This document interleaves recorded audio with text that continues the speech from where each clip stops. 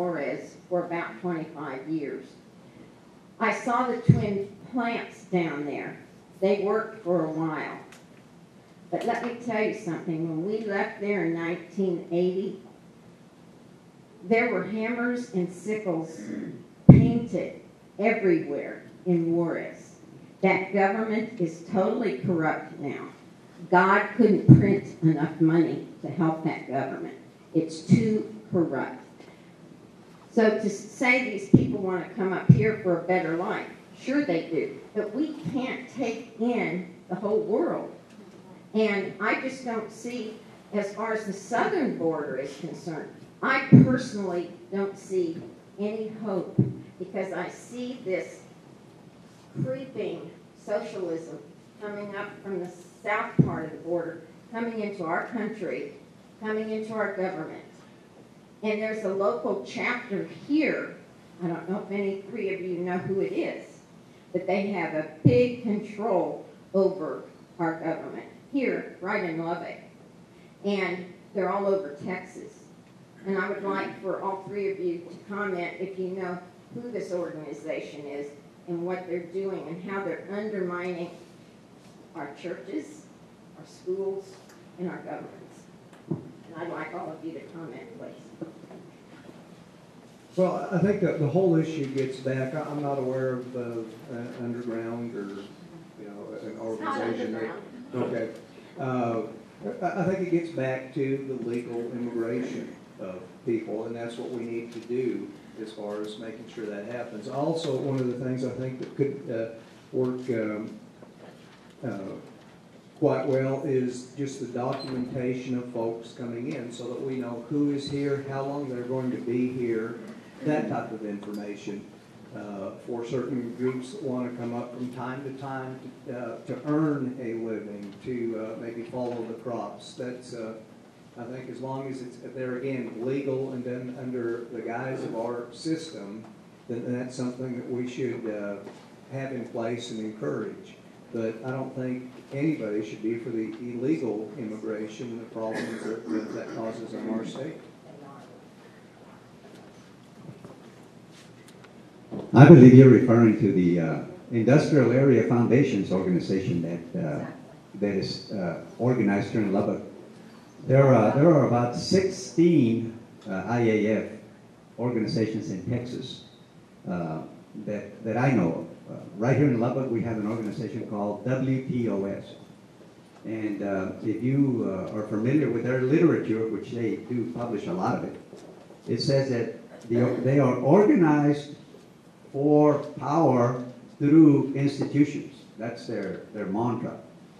See, because their idea is that they can gain political power in any community, not as individuals, but through institutions, because it's hard to fight an institution. It's hard to resist an institution.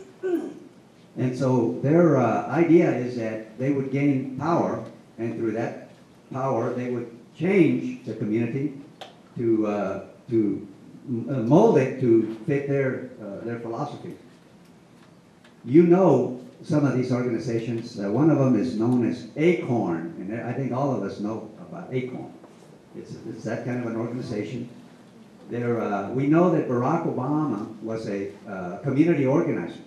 Well, that's what this organization that you're talking about is that they have a community organizer, and the community organizer does things like we know the president did in his very first career.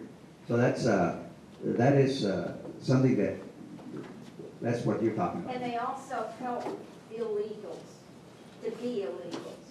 They promote the sanctuary movement. They promote the sanctuary cities. They don't care if they're legal or not. That's not on their agenda. I'd like for you, Mr. Griffin, to speak. Well, I think the key is what John has mentioned also, and that's the diligence. If we just enforce the laws that are on the books, for starters. Secondly, it's an educational process, and I tend to trust the judgment of West Texans at the time of voting to not be confused or not be misled by candidates that might have this type of a persuasion. I trust the judgment of the voters in West Texas. I've lived here all my life. I understand, I think, the culture and the common sense values that come into play here. Yes, they're in our midst. It's obvious. But by the same token, let's be diligent, let's be cognizant of it, let's enforce the laws that are available to us to restrict their movements. But by the same token, let's hold our candidates, let's hold our elected officials to the highest possible standards and expectations. And when we do that, I think we get the government that we desire, or closer to it than what we may be. First of all, I have a comment. I think that on these 5,000 errors, if there was more English taught in the schools, maybe some of these errors would not be there. I like English. I have two little questions. First, this one was something you said, Mr. Frullo. How do you slow down the growth of government? And then the second one was something Mr. Griffin said, and that was, how should we finance education? Well, first off, how do we slow down government? As I mentioned earlier, I don't think we have a revenue problem. We have a spending problem. All of us in our own personal budgets, we just can't keep spending more money because we want to spend it. We have to go in and prioritize our needs. And that's what government is going to have to learn how to do. It's going to have to prioritize their needs. And that's one of the things that really excites me with my background in accounting, understanding budgets, is being able to go in there and look and see what are we doing and look at those needs. And we're going to have to separate our needs from our wants. And I think that's critical. That's how we can take apart government. It's just kind of a runaway train right now. And I'll let Mr. Griffin answer his own question. Well, let me first comment on the question that was propounded to John, and that is, it's the expense problem has overcome the revenue. And if we could instill and get back to the free enterprise system, I think government has to have revenue to exist. And if businesses are creating jobs and there's requisite payroll taxes that are paid by virtue of those jobs, then there's sufficient revenue coming in. The expense side of the ledger, as John's accurately pointed out, is the problem. With regard to financing education, as I said to you earlier, I think we've got an antiquated process in Texas, an agrarian response to financing education on the backs of our homeowners, of property owners, through property taxes. Now, there was about a $2 billion reduction in the last 2 years. We're down to, what, $1.04, I think, plus debt service. What we've got to do is balance that out. Not everyone who participates in our public education is paying for it. And I think there was an attempt to get limited partnerships and some general partnerships into play, but we're going to have to expand the tax base and get it off the backs of our homeowners. I think that's an antiquated way to do it. We may always have property tax. I don't know. But I can tell you this, there's some in our state that are taking full advantage of our educational opportunities that aren't participating in financing them, and we need to balance that out. Let's be fair first, and then we can get to the other.